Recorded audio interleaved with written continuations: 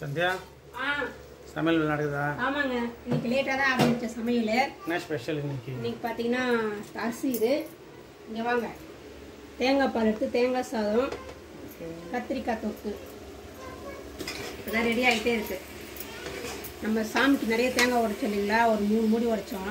அதுலேருந்து எடுத்துட்டு சரி பண்ணி சாப்பிட்டுடலாம், ஏன்னா அதை வேஸ்ட் பண்ணக்கூடாது. அதனால தான் என் பையனுக்கும் ரொம்ப பிடிக்கும் தேங்காய் சாதம். இன்றைக்கி நம்ம வீட்டில் லஞ்ச் இது தான் செஞ்சுன்னே இருக்கேன். இது வந்து பார்த்திங்கன்னா வீட்டு அரிசி தான், கடை அரிசி கிடையாது, பிரியாணி அரிசியும் கிடையாது. நம்ம சமைக்கிறோம் இல்லைங்களா, அதே அரிசி தான்.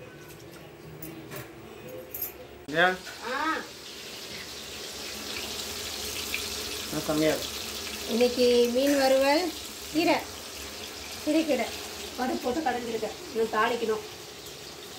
அப்புறம் பார்த்திங்கன்னா பிரேக்ஃபாஸ்ட் பார்த்திங்கன்னா பொங்கலும் ரெடி பண்ணி வச்சுருக்கேன். சூடாக செய்யலாம் அப்படியே வச்சுட்டேன். அப்புறம் நம்ம மீனை வறுத்துடலாம்.